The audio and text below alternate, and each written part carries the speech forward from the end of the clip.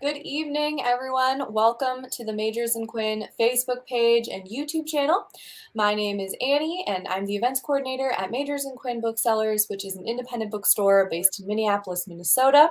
If this is your first virtual event with us, welcome. If it's your 7th or 12th, welcome back. Thank you so much for supporting our virtual and in-person events over the last several years, especially the last couple years. Our program cannot exist without you guys here to watch. So thank you so much for allowing us to keep bringing you great authors onto your screen. I'm very pleased to be hosting this event tonight, a conversation between authors David Leo Rice and Brian Evenson, who will also be reading from their recent collections. I'm going to introduce them shortly, and then they will each read a little bit, and then they'll both be on screen for a conversation.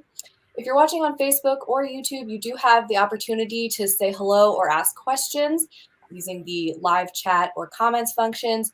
If you would like to ask a question, please do so at any point throughout the broadcast. We'll be taking as many questions as we can at the end of the hour. But of course, you can also just use the comments to let us know where you're watching from and say hello. Tell us which is your favorite story in the collections if you've read them already. And if you haven't read them already, I will be putting links to the Majors and Quinn website to where you can purchase these fine books if you don't already have copies. And thank you so much if you do choose to do that, because again, that is how we support this events program and these wonderful authors. So without further ado, I am going to introduce our speakers tonight. David Leo Rice is an author living in New York City. His novels include the Dodge City Trilogy, Angel House, and The New House, coming soon. Drifter Stories was his debut collection. And Brian Evenson is the author of over a dozen works of fiction. He has received 3 O. Henry Prizes for his fiction. His most recent book, Song for the Unraveling of the World, won a World Fantasy Award and a Shirley Jackson Award, and was a finalist for the Los Angeles Times Ray Bradbury Prize for Science Fiction, Fantasy, and Speculative Fiction, and the Balcones Fiction Prize. He lives in Los Angeles and teaches at Cal Arts.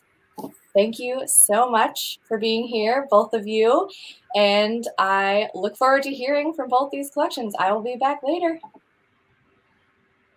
Cool. Thank you very much. Very excited to be here. Thanks for hosting us. Thanks to Brian for joining. Thanks to Andrew and everyone at 1111 for making this happen. Also, 1111 is going to be doing a book giveaway. So if you registered for the event, you're already entered into it. So you might be getting a book, which would be cool. Okay, so I'm going to read just a really short, I think the shortest story from Drifter, which is my debut collection. And yeah, I'll read the story, and then Brian's going to read a story, and then we'll have a discussion after that. And we'll plan to have a Q&A at the end of that. But if you think of questions or things you want us to talk about or want to bring up, you can enter them in at any time. So it can be kind of open-ended like that. Okay, so I'm going to read this story called Jello. And it goes like this. Jay's parents tell him never to go in the basement because there's something wrong with the foundation of our house. And if we ever went down there, we'd have to find out what it is. So for the first 7 years of his life, he doesn't. He does what they tell him to, like go to school and carry the trash out to the curb and only watch one movie on a Saturday night and brush his baby teeth because even though they're going to fall out, his gums hopefully aren't.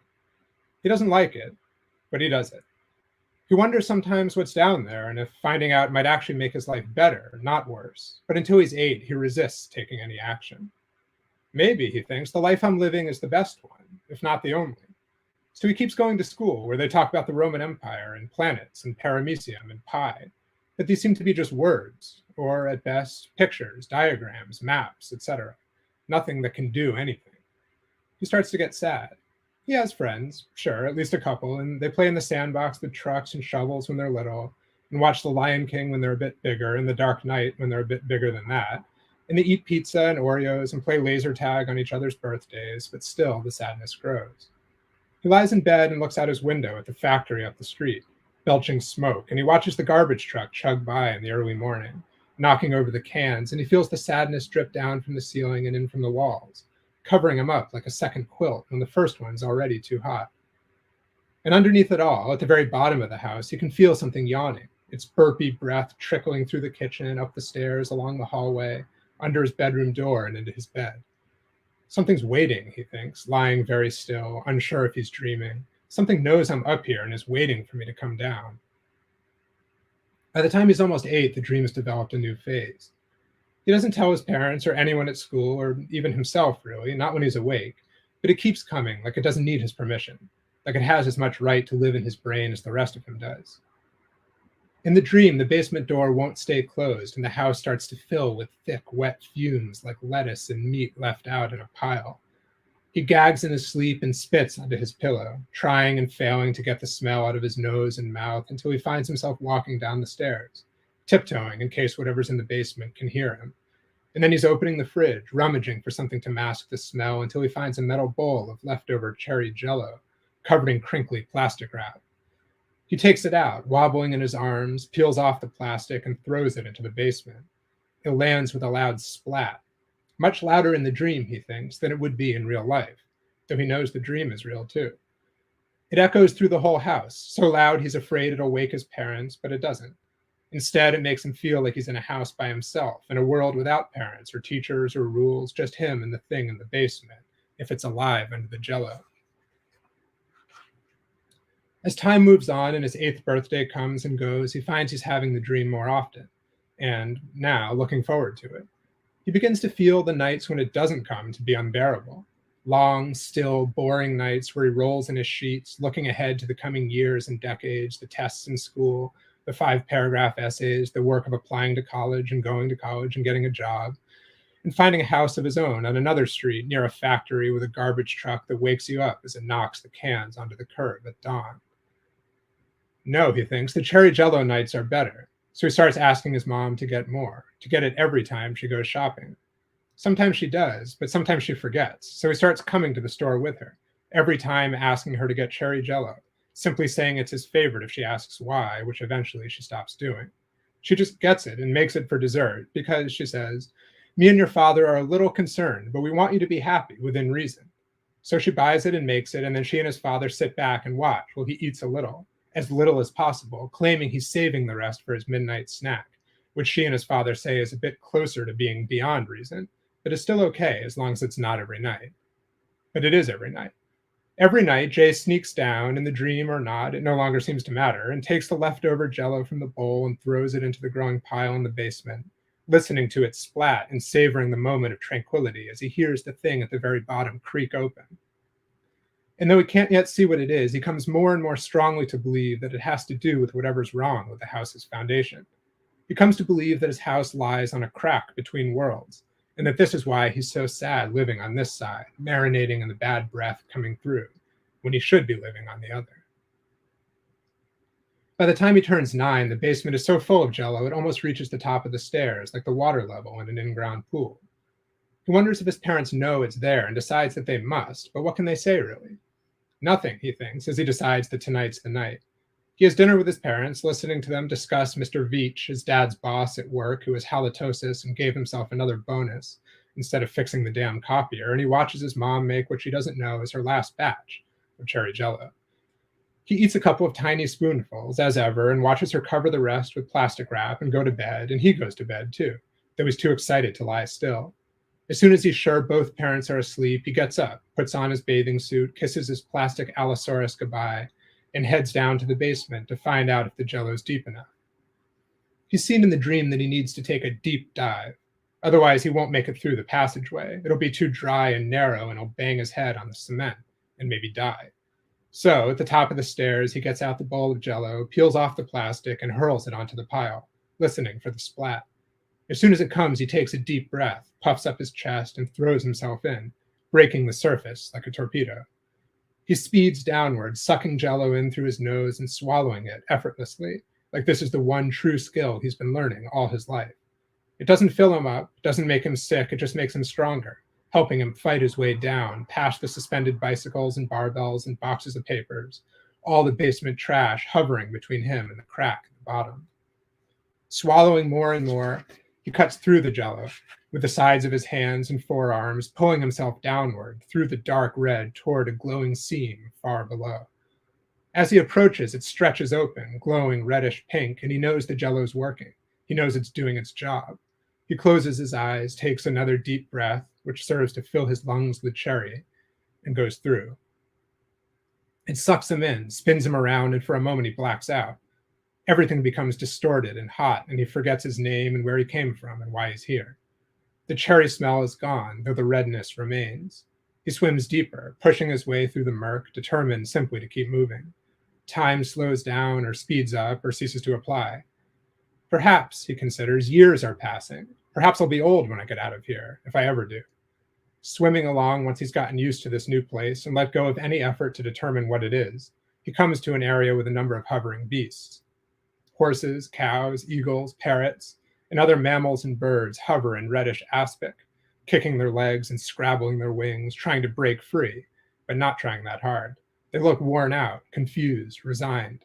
Some are completely still, hanging in place with their tongues out, their eyes filmy and gray. He looks at these creatures and begins to get scared. This isn't normal, he thinks. This isn't right. Whatever's happening to them, I can't let it happen to me, and it wants to happen. The jello wants to slow me down. It wants to hold on to me. It wants to make me a morsel in its giant, sloppy gut. He swims harder, aware that his energy is limited, but determined to get out of here before he gets stuck. His stomach hurts now, and he can't swallow anymore, so he has to spit as he swims, pulling it past him with his eyes squinting just enough to see a bluish light in the far distance. Good, he thinks, anything but red.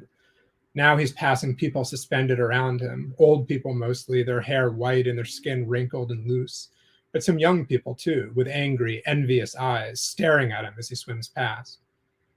He picks up the pace even though it exhausts him, forcing his way toward the blue light, which shimmers brighter the closer he comes. He starts to wonder as he gets near it about what it might mean to leave the jello behind, about whether the blue is where he was going all along or if it's actually back where he started. But it's too late now. He's almost there. Maybe, he finds himself thinking, his voice familiar in his head now. All those horses and crows back there, maybe they all got part way towards something, toward whatever it was that I too am trying to reach, but then he doesn't bother completing the thought. He doesn't have time. Now he's surfacing, first his head, then his chest, then his waist. His feet are planted firmly in the sand and he's striding out of the surf, panting, spitting ropes of snot, coughing into his fist as he scans the beach, which is full of families. Umbrellas, carts, screaming babies, flying frisbees, and behind it all a row of cars parked in the sun. After he catches his breath, he begins walking along the beach, glancing at the families, wondering which one is his. And if none of them are, he thinks, unsure if this notion is strange, I'll just pick one. Doesn't matter which, just any family that seems to have space on its blanket. As he's walking, looking at one set of faces and then another and then the one after that, he feels a hand on his shoulder, clamping down. He spins around to see a tall, thin boy in board shorts in an attempt at a mustache. Yo, Mike, the boy says, I was looking for you. Want to get some food? Mom gave us cash. He waves a 20 in the air and grins. Following this older boy, his brother, seemingly, up the beach, the person whose name is now Mike feels his memory of Jell-O in the basement, in the cracks, slipping as his mind fills with questions of hamburger or hot dog, curly fries or sweet potato, regular Coke or diet. By the time his turn to order comes, he's made up his mind. Thank you.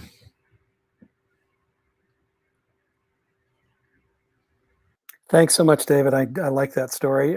Maybe it's just because it's at 5, but it makes me a little hungry in a very perverse way.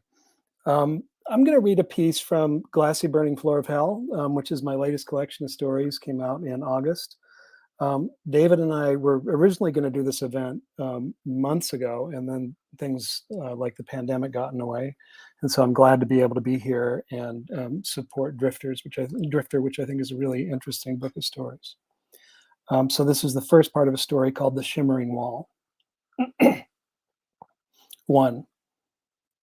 Those parts of the domed city were not the city at all, or maybe the parts we lived in were what was not the city. It was not, after all, our city, or at least had not been so originally. It had become, I suppose, our city, or some parts had. The rest we stayed clear of. At least most of us did. There were always a few who did not leave well enough alone. We had all seen those parts, seen how they seemed encased in dirty glass or lucite, semi-transparent and flickering walls, rooms and furnishings distorted beyond. When people dared to thrust their hands against the lucite, they found it was not lucite at all, but a sort of firm, jelly-like membrane. They could slowly push their way through. They let their arms sink to the elbow, or even, the more daring, to the joint of the shoulder, then groped around behind that translucent wall. And when they drew their arm free, the fingers at its end were often clenched around something.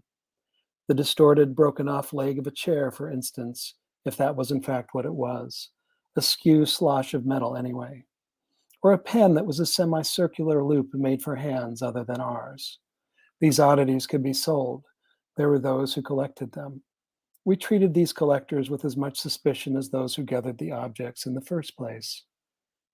There were times, too, rarer these, when someone would thrust a hand through, then an elbow, then an arm, and begin to grope around, only to suddenly be taken hold of by something on the other side of the shimmering wall. From our vantage, we saw only a shape, a vague collection of angles, distantly humanoid in form, take hold and drag the person through. Such individuals never returned. No one had ever crossed through the wall willingly. They had only felt around, one arm in, the rest of their body out, and drawn objects out. Perhaps these objects were in the form they had been in on the other side, or perhaps in coming through took on some distorted version of their true form. I was, I suppose, unique. I was an orphan, but there were other orphans among us. My uniqueness was based not on that, but on the circumstances of how I became such. My parents worked together to bring bits and pieces of that other city across. They would take turns pushing through a shimmering wall, watching their arms distort and become a series of angles. They would draw an object out and sell it to collectors. That was how they lived. They always worked together, and as a result, always took me along with them. My earliest memory is this. My parents pressed against a vague and shimmering crystalline wall, one reaching through, the other, legs braced, grasping the first around the waist. I had been placed on a ratty blanket as far away from the wall as possible. I pawed the blanket, found crumbs or bugs on the floor, rolled them around in my mouth, spat them out. And then, after what seemed to me a long while, my parents turned, looking simultaneously terrified and triumphant, an unnatural and pain-racked object held high in my mother's hand. Or maybe this is not my first memory. I saw that scene or scenes like it so many times in the years to come. Sometimes the object was in my father's hand, sometimes my mother's. Sometimes, too, they groped around and then, screaming, quickly withdrew, one dragging the other free as, on the other side of the shimmering wall, a being of awkward angles approached rapidly, tried to catch hold of them, failed. Was the being the same as us? I wondered. I had seen my father's arm through the shimmering wall and was uncertain there was any difference in its distorted angles through the wall as compared to the angles of the arm, if it was an arm, of the being or beings that stalked them there. I wondered this only later, when I was 7 or 8. My parents were still on a good run, taking just enough from behind each shimmering wall to provide us with another 3 weeks, or 4, or 5, of food, of life. When you are older, my mother told me, you must find a companion, someone just like you, willing to watch out for you as you reach through the wall, and you for her. You must know how far you can reach, and go that far, but no farther. You must know how to sink your arm to the shoulder joint and then reach even farther without letting your head push through. And then, God forbid, when a being approaches from the other side, to withdraw quickly with the help of your companion. She will tell you something is coming, and she will help you draw your arm free before it is too late. This was indeed what my mother was to my father until the moment when she was not. Until something came and she did not alert my father quickly enough, or else my father was sunk too deep, or the being moved too fast. Before we knew it, it had caught hold of my father's arm, and my mother was dragging on his waist, trying to tug him free. My father was screaming. There I was, 9 years old, my arms around my mother's waist, trying to help my mother pull him free. And indeed, he did come free, but without his arm, which had been neatly severed at the elbow and just as neatly cauterized. 2. For weeks after, we avoided those shimmering walls. And yet, as time went on, my parents realized they did not know what else to do to survive. Their whole livelihood had involved reaching through walls. They had no other skills. My mother still had two good arms to reach with, and my father one. And as we grew hungrier, they decided I was old enough to assist my mother as a lookout. We had to take the risk. We would, we vowed, take that risk as seldom as possible. That strung us along for another 5 years until I was 14. And then the same collection of angles appeared behind the shimmering wall. And though I immediately shouted out, it was upon my mother too quickly and pulled her through. My father, holding onto her waist with his remaining hand and forearm, followed after. And I, holding my father's legs, came last of all. The passage through was strange, as if my body was being stretched and then reassembled to form a new creature. I could feel my father's legs, my arms wrapped around them, but then suddenly there were not legs at all, and then my arms were not arms at all either. And then my mind caught up with whatever transformation I had gone through, and I could think of his legs as legs again, and my arms as arms, and was unsure what, if anything, had changed. And then I lost consciousness.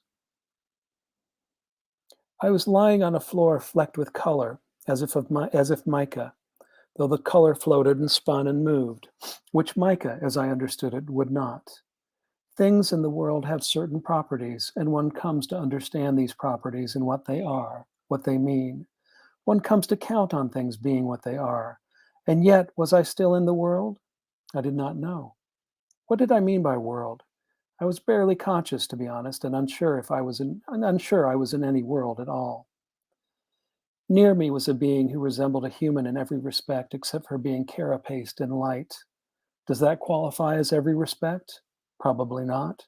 He was some manifestation of a human, though not human at the same time. Perhaps he had been so once, but it had been a long time since that was all he was. At his feet lay the bodies of my father and mother. With a tool or instrument possessing a bright edge of light, he had begun to disjoint my father's corpse. Both feet had been severed and laid idly flopped to either side of the body, bloodless, the mechanism he had used to sever them having apparently cauterized them at the same time. As I watched, he cut through one of my father's legs just below the knee. It looked like the left knee, but something told me I was seeing it wrongly, that it was, in fact, the right. My mother was apparently unscathed, but equally dead. When he noticed me stirring, he interrupted his task and spoke. "Hello there," he said, his voice exceptionally deep and pleasing. At first, I could say nothing. When he repeated his greeting, I found myself mouthing it back to him. "Hello," I managed weakly. He inclined his head, returned to his task. I could not move my limbs. I could lift my head and look around, but little more than that. "Please, do not be afraid," he said, then severed my father's head. "That's my father," I managed. "Not any more," he said, and then made quick work of my mother as well. In the end, the pair of them were less bodies than neat arrangements of sectioned parts, little more than stacks of firewood, though, admittedly, to start a fire with them would have been very difficult indeed. "How is it you speak my language?" I asked. He was moving between the pile that had been my father and the pile that had been my mother.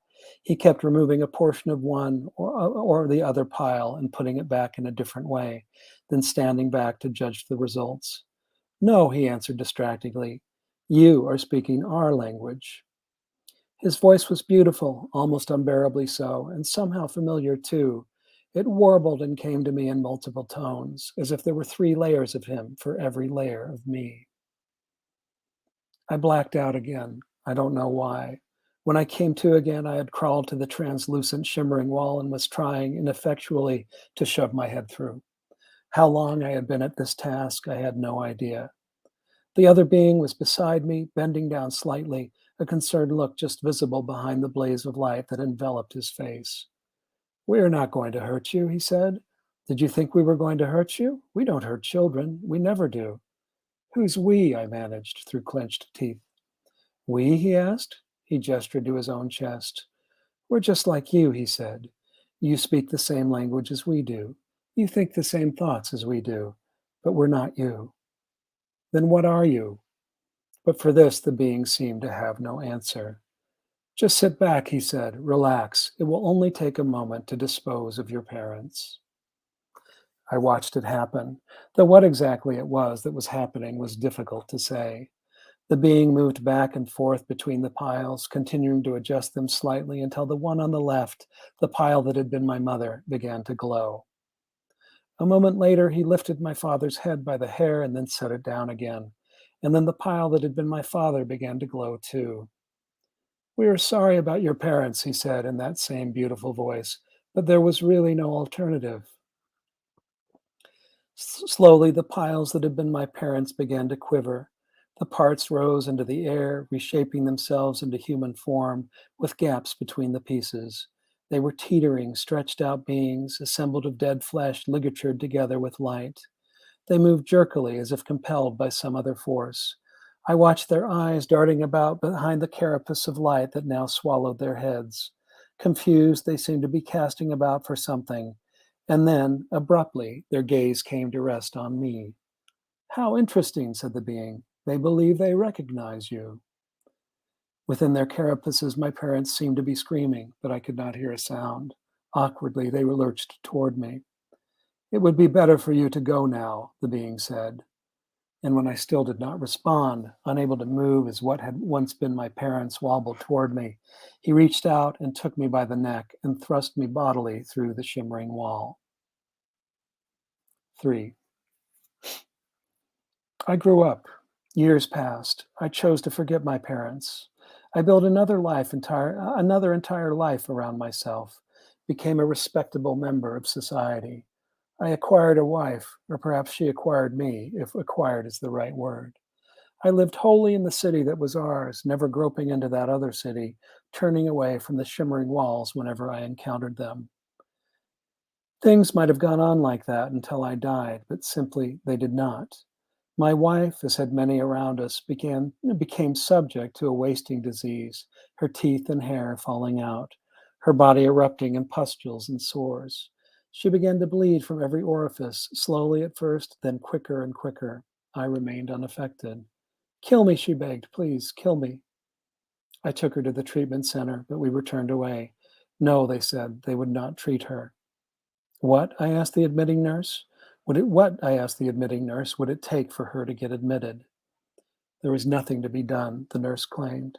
She shook her head. It was not an illness they could treat. They no longer had the proper medication. But surely, I said, it was just a question of gathering the materials and then the medication could be made again. Again, she shook her head. We never had the formula, only the medication itself. What do you mean? I asked. And when she gestured back at an empty vial, distorted and twisted, I knew the medicine had not come from our city, but from the other one. Excuse me.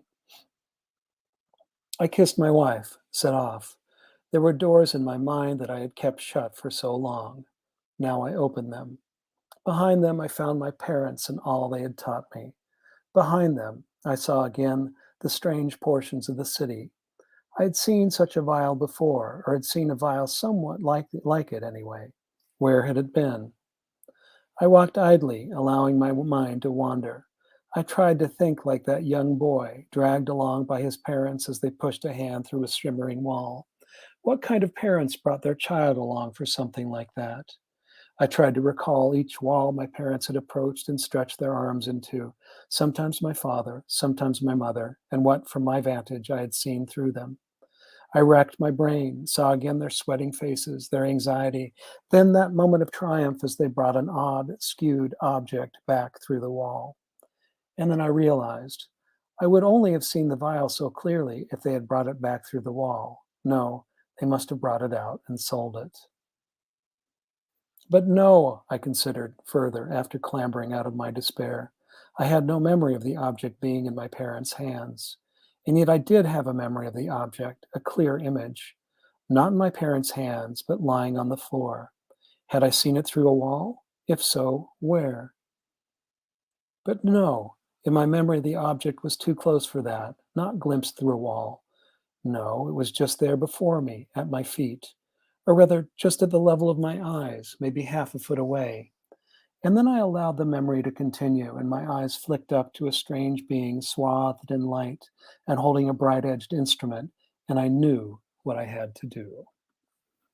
I'll stop there. Fantastic. I love that story. Thanks, Brian. You're welcome. Yeah, it's nice that we both have this interest in weird jelly-like substances.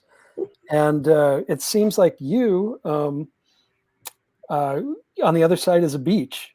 And for me, it's a little grimmer, but I mean, I think it's interesting. Right, or at least a beach of necessity. I actually just yesterday rewatched Dark City, and there's the whole fantasy in that of Shell Beach, right? The thing beyond the reach of the Dark City is the beach. Right. But I guess there's always the ominous sense that, you know, it's not really there, or it's only there because you couldn't bear to see what was actually, you know, it's that you kind of defaulted to that possibility. Yeah, no, I mean, you definitely get the sense that things are not right, even if he's at the beach, which I think is nice. And Dark City is a really interesting thing to mention, just because it does such a nice thing in terms of you know, presenting a kind of reality and then taking it away. Yeah, and also the sense of, I mean, I think something that Dark City does, and that both of our books do in their own way, is this question of, you know, does there come a point where denial is a viable coping mechanism, or more than a coping mechanism? Is it like the only way to survive? You know, do you have to create a livable world for yourself if you've reached the point, you know, on either side of that wall or both sides of that wall, where accepting it as it is, if that category even exists, becomes like literally unlivable? Yeah, I mean, I think that's a good question. I mean, obviously, denial's not not the ideal coping mechanism, but sometimes it is the only, you know, coping mechanism as you kind of gather yourself and try to do other things, I suppose. Right, and maybe at that point it isn't denial, right? It becomes a kind of acceptance of that situation and a way of working with it. Yeah, I think also that, you know, in both of our collections, there's this sense of traveling between these different borderlands, or finding places that are sort of other worlds, but are also physically connected along certain seams, or through certain portals, or certain hallways, or gelatinous structures. That's kind of why I like the idea of gelatinous membranes, because there's, you know, there's solid and liquid in a productively mixed way, I think. And the idea that, you know, the process of writing fiction also feels like that, of sort of constantly going back and forth between you know, an imagined realm and a real realm, and sort of trying to make it such that you're not being able to tell the difference is a good thing. No, I think that's true. Yeah, I mean, I think for me, one of the things I'm really interested in doing in my fiction is figuring out ways in which I can kind of build a reality and then make it more contingent, and make it a little bit off kilter, because we're so used, both in film and in fiction, to having these kinds of realities that we just kind of accept at face value.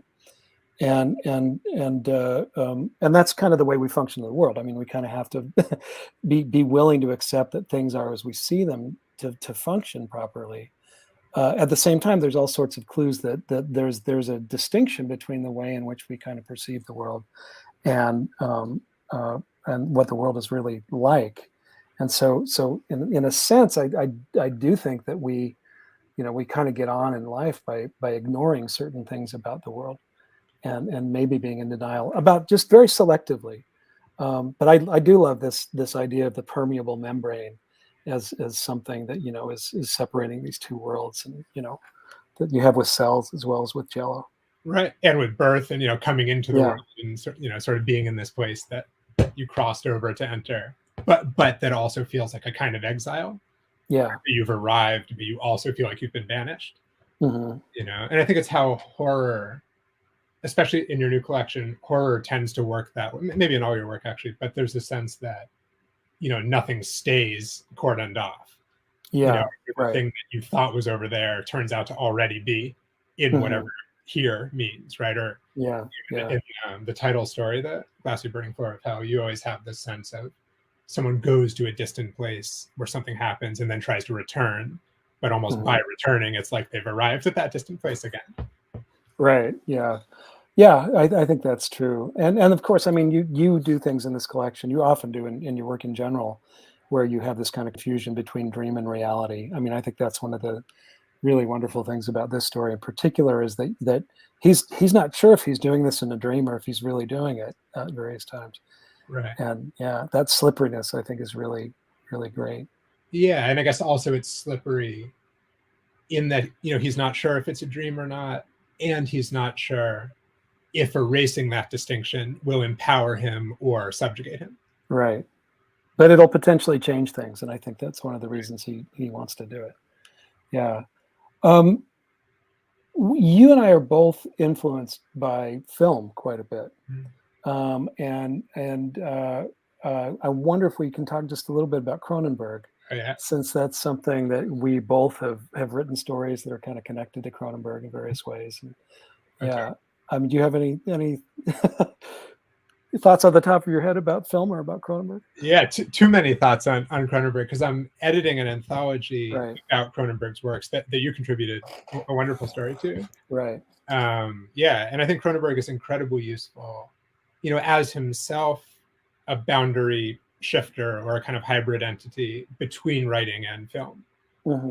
That he, throughout his life, has said that he set out to be a novelist, and claims that he was more influenced by people like Nabokov and Burroughs than any of the film of his formative years, and then did go on to write a novel, right? And I think often, his best films, part of what makes them so strange is they're like extraordinarily visual spectacles. Like they seem like the opposite of a purely literary project, but like the thing that makes them genuinely interesting is the fact that he wrote them, because I think the things that he directed that he didn't write are still good, but are less distinctive. Like the Cronenbergian as a effect really comes from his basis in being a writer, which is particularly perverse because it leads to these extremely cinematic images rather than effects. Yeah, there is. That's really interesting. I think you're right about that, and there is something about the transformation of that kind of literary impulse into the filmic that's very particular to him. That really does work in intriguing ways. And a lot of your work is also kind of about film, not just about Cronenberg, but film and film festivals and and filmmaker. I mean, I like the idea of the book as a kind of meta medium in the sense that it's older, certainly than film or the internet or video games or any of these, what we would consider newer media. But it also has this ability to encompass them all. That a book can be a kind of compendium of not just thoughts about, but almost like it can be a kind of shell around a more temporally delimited medium like film. So in a strange way, like the book, like I was just thinking about this the other day of how bizarre it is that, when I was a kid in my town, the video store and the bookstore were on totally equal footing, and they each seemed like a sacred place in their own right. And the idea that the bookstore today would be entirely unchanged, that it would be like literally the same bookstore, and that we'd be talking in a bookstore now, in a manner of speaking, and that video stores would be as ancient as soda fountains. Right. It's a deeply perverse and bizarre idea that I don't think anyone at that time could have imagined coming. Yeah, I mean, it is really interesting. I have that same memory of I'm older than you. I can remember the moment when the first video store came to our town, and remember like trying to, the tape getting stuck in the machine and trying to rewind it with a pencil and things like that. But just, the amazing thing of going to suddenly having all these films available to you in a way that, books were always available through libraries, but, films, you really, if you missed a film when it came on, at a local theater or played on television, then that was it. You couldn't see it again until then. Right. So, yeah. It's something that in terms of Cronenberg's, sometimes I call it like his imperial phase, or like the moment when he was just totally like in the zone, which I would say is basically the 80s and 90s.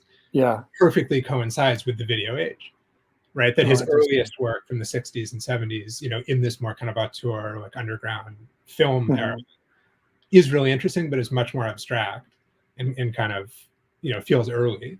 And then his later work is much more, it's just kind of less distinct. It's things that he didn't write. So the real like classic Cronenberg films, I think unsurprisingly and like non-coincidentally, perfectly are embodied by the video age.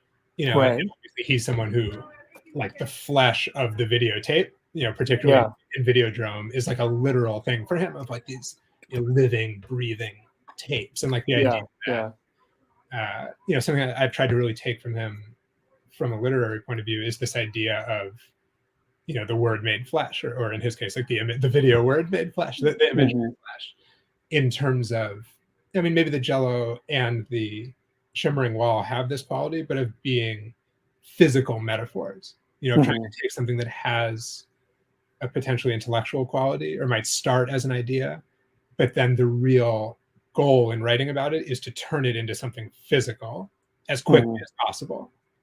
Whether that has to do with the body or has to do with kind of space and architecture, and really just describe it as that thing and kind of get away from its metaphorical value.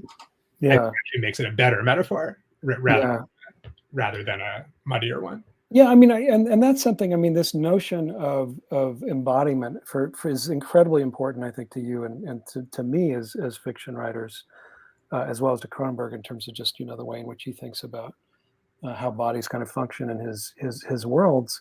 But I mean, it's like the thing that always frustrated me when I was a kid was people talking about Kafka and the Metamorphosis and saying, oh, it's really about old age, or it's really about this.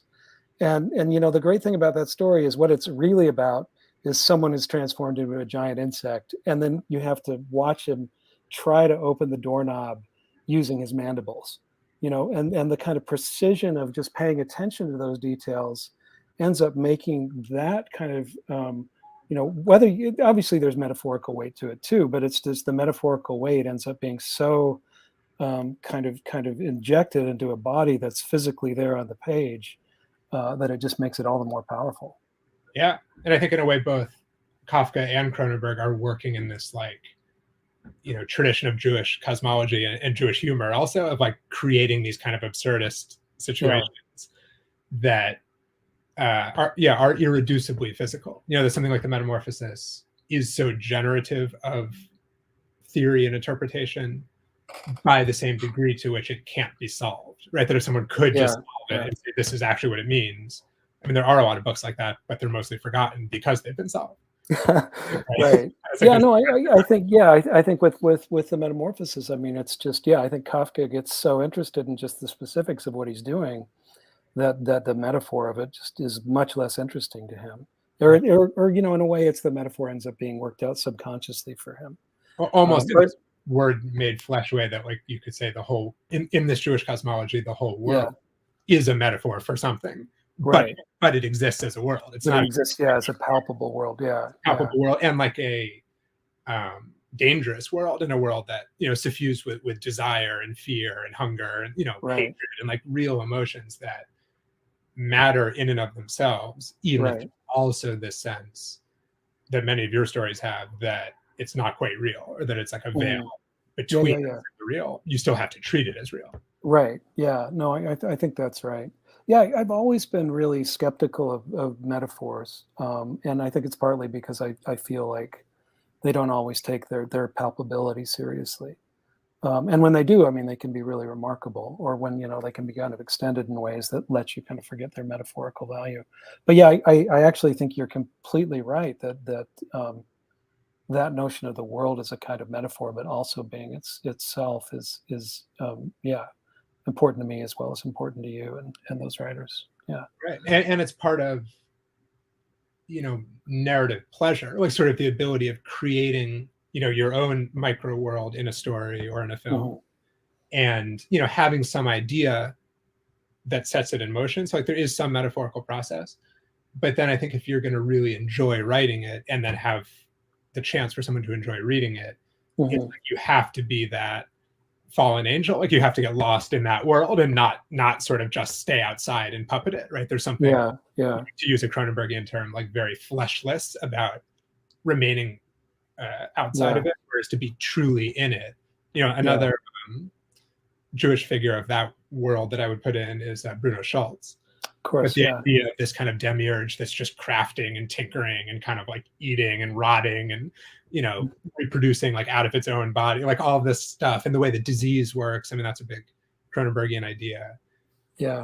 There's something like vital about, I mean, those are the materials of life, as Yeah, opposed yeah. to something more schematic, which, could be Right. interesting, but never exactly involving in that way. Right, right. Well, so we should just start a weird religion. It can be kind of a combination of ex-Mormonism and Judaism, and just see where we get to. I'm ready. I got the charter all drafted out. Good to know. Before there's a question in the chat, but before I do that, I just wanted to ask you a little bit about the order of Drifter, because you break it into 3 sections, and I wanted to talk about, it's a very intentional. Not only order, but in terms of what's included in here, because you've written other stories that could have been here, but you very deliberately didn't have them in this book. Yeah, definitely. I mean, I kind of, see if I can find the table of contents, but basically I tried to break it up so that it would have these 3 sections, which would be here, that's the beginning, there is the middle, and then where is the end. And the basic way that I was thinking about it with 1111, I mean, they deserve a lot of credit for helping really turn it into a book. And speaking of words made flesh, I mean, the flesh is really, credit goes to them. But, I liked this idea, actually kind of like the Shimmering Wall or like Jello, of, passing through zone of kind of absurdity and horror and ecstasy maybe, and then arriving on the far side and being unsure if you've really gotten anywhere, right? So at the beginning of the story, of the story collection here, are sort of the most normal stories, you could say, or the stories that take place most recognizably like in America, in kind of our contemporary, physical grounding. Yeah. I think they're sort of, they're uncanny in different ways, but they're... Yeah, it's an America that's made slightly weird, but since America itself is slightly weird, it's... Right, and it got weirder. I started working on the stories in here in probably, I don't know, 2010 or so. So like it's been this weirdening trajectory over the past decade. Yeah. But so that's the beginning. And if you were to map it onto Jello, it's like the time of him growing up and starting to sense that the house is weird, but not knowing what to do about it yet. And then the middle section takes place abroad, either in Europe, or there's a long story in Japan. There's some that involve Morocco, like, different actual places again, but with a sense of people being more dislocated, and like expat stories in a certain way. And that's like going through the Jello, if we want to map it onto that.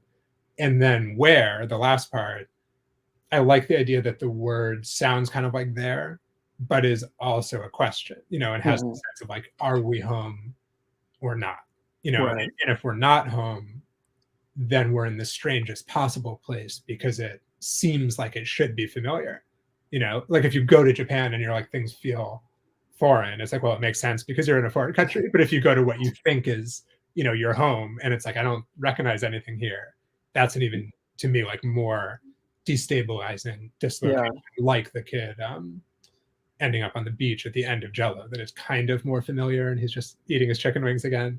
But there's a way that it's, even stranger, because it's if that doesn't feel normal, nothing can, because that's the only thing that should feel normal. Yeah, I mean, I think that moment when things feel just a little bit off and you can't put your finger on them, or where it's just the familiarity is compromised in some way, which I think comes up quite a bit in both of our work. Is like the moment you have a lot of, the character thinks they've woken up, right, and therefore they can't explain what's happening as a dream or as the product of like malign mind control of some kind. Right. And the fact that they can't be sure if they've woken up, or they can't be sure what they've woken up into. That's really where the story becomes most kind of unsettling in that really exciting way. Yeah, it's unsettling for me, which is why I write that stuff. I have a story that is going to be in the next collection, in which someone goes to a door and opens it, and on the other side of the door is something that looks exactly like what he's just inside of. And then he gets turned around and he's not sure if he's in the place he started or in the other place, and he's not sure which is real and which is not, and kind of in this dilemma of trying to figure out, all right, and feeling ultimately like, neither of these places can be real. Right. So what do I do? So. Yeah, or it's like the idea that, for some reason I've been reading about P.T. Barnum a lot lately. I've always loved circus, and there is a circus story in here.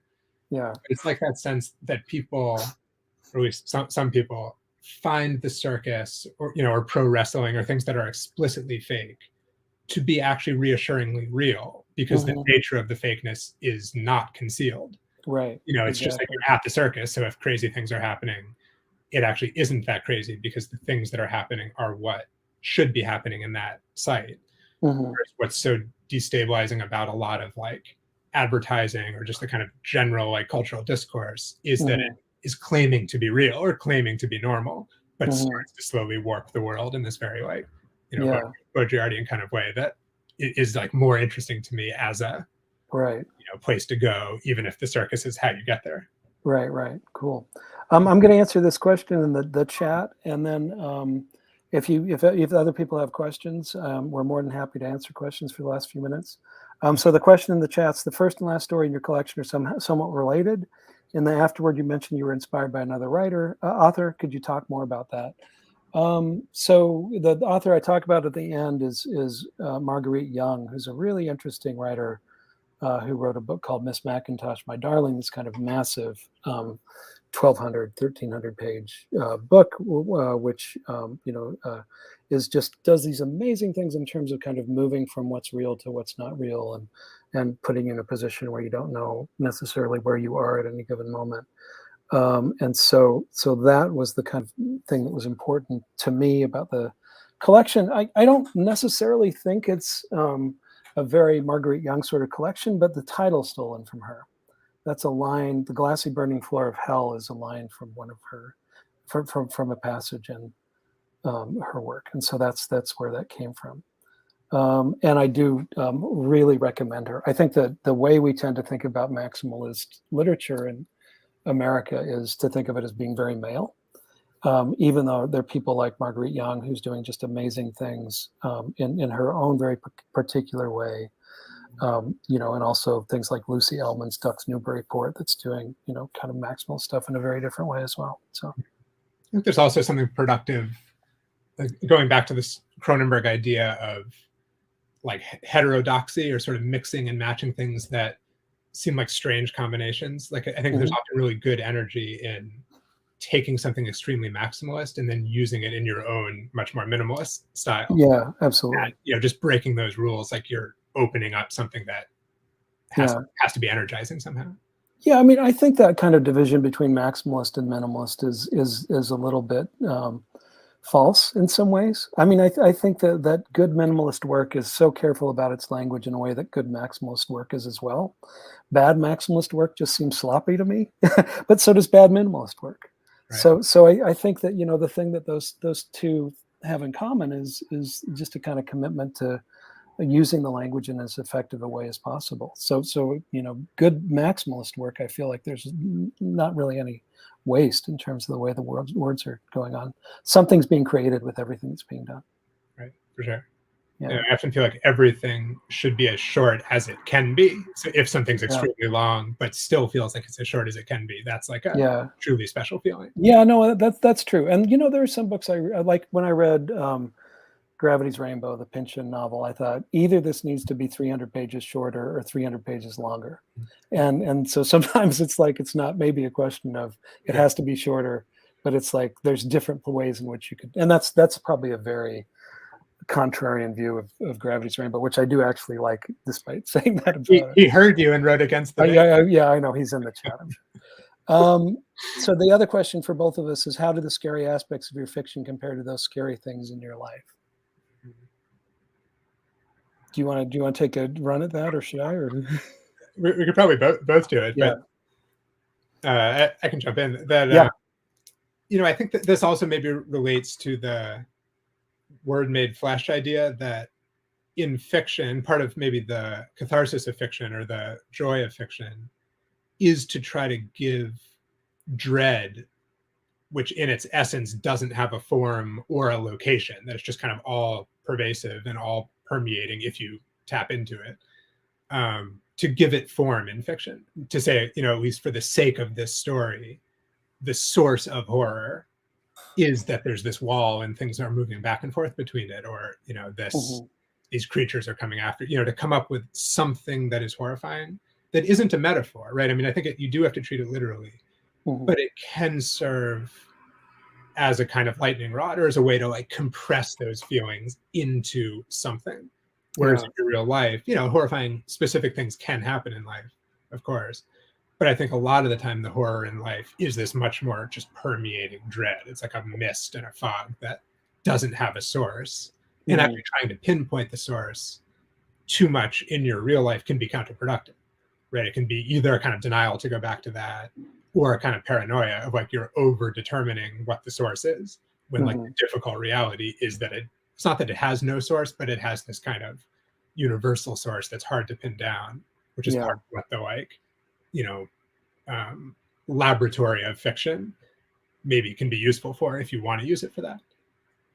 Yeah, I mean, I think that's true. I mean, I think the other thing for me is there's something really comforting about scary aspects of fiction in a way that it's not comforting in the scary aspects of life necessarily. So there is something at least slightly recuperative about it.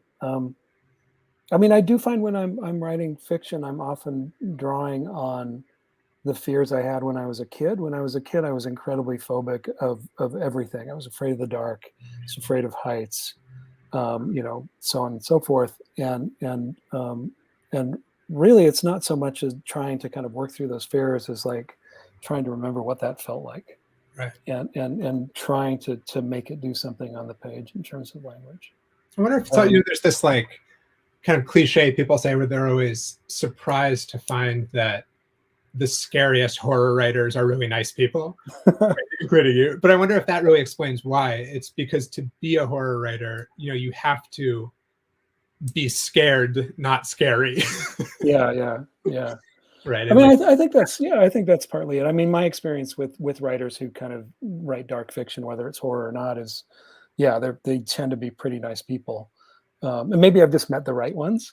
But yeah, I mean, I do think there is something about it's about kind of language, and language is something that can create certain things, which, you know, writing in general is about that. But there is something very intentional about kind of creating a kind of mood in horror. Yeah, and maybe trying to, you know, this goes back to what you were saying about the extreme attention to language necessary for good, you know, minimalism or maximalism, is like the value of trying to, I don't think you can perfect it, but trying to like get as good as you can at a specific craft, is it becomes an increasingly durable way of channeling fear. You know? And like you have this fear in your own life that's like maybe overwhelming, and it is true that there's probably nothing you can do about it. But the more confidence you build in your ability to like use the tools of a certain process, the more that fear you can tap into without being afraid it's going to just like blow up the experiment. Yeah, absolutely. We only have like 2 minutes left, and there's 2 questions in the chat. One is about commenting on our relationship to the post-millennial worlds of in our work in terms of Cronenberg capping off his era as a writer in 1999 with Existenz, and leaves us in a radically shifted age. I mean, I think in a way what happened is maybe Cronenberg somehow figured out a way to transfer his brain to Brandon Cronenberg's head, and then that's maybe and then the other is ultimate graft. Right. The other is thoughts on religious trauma syndrome, which I can talk about, or I can talk to Tyler about at some point by email or something. But do you have any thoughts about the first or the second?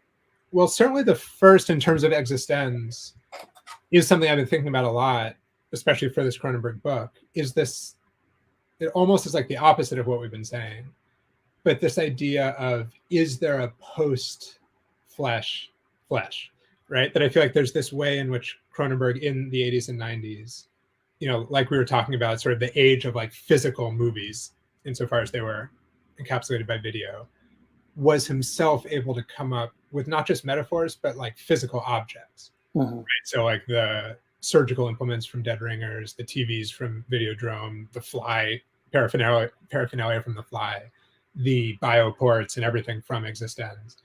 And then after that point, I feel like the millennium does sort of represent some kind of cusp.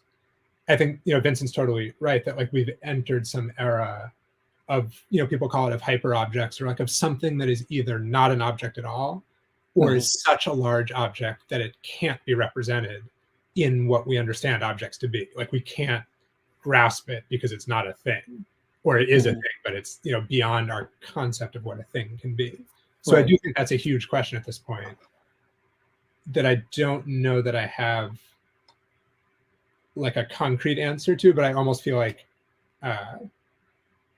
the way in which I don't have a concrete answer is itself my attempt at it. Like it's some attempt to find a new way of writing that isn't vague, but also tries to grapple with this moment where like metaphor like keeps failing in a sense. Like there's something that we know is there that we just, maybe it actually returns us to like an ancient mindset of like we're kind of grasping in the dark to say like what's actually happening now, which is why so much like bullshit is being said about what's happening, because no one Yeah, I mean, and it's interesting to see Cronenberg in his work kind of trying to grapple with some of those issues in terms of the later work.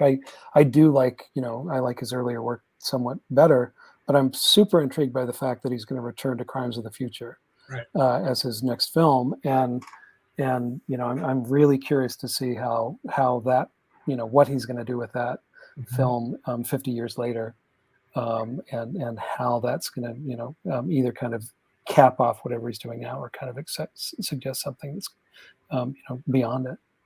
Absolutely. And I think it's a script that he wrote in the 90s. So it's an interesting take on like this exact question of sort of the distance between him as a writer and as a director is exactly the span of the 21st century so far. Right. So like what that will mean is extremely interesting. Yeah, that's interesting for sure.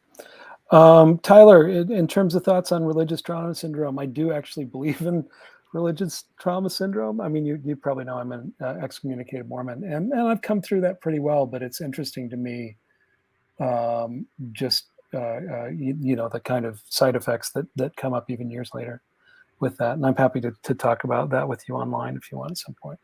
But I think we may be out of time. I think we made it through all of our questions. So that was good timing. Thank you, everyone, for your great questions and for chiming in. Earlier in the chat, I did put the links to both books that you heard from tonight, The Glassy Burning Floor of Hell and Drifter. If you happen to want to check those out and don't have a copy yet, you can head to the Majors and Quinn website and see those.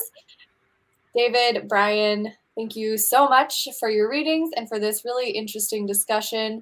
Anyone who missed the event live, this will be recorded and will still be available on the Majors and Quinn YouTube channel and Facebook page in the future. So send people our way. Thank you so much and have a good one. Thanks for coming, everybody. Thank you, Brian. Thank you, Annie. This is awesome. I really appreciate it. Yeah, have a great night. All right, Andrew says he's going to email the winners of the giveaway. Oh, yes. So that's random winners. Good luck to all of you. Something to look forward to. Cool.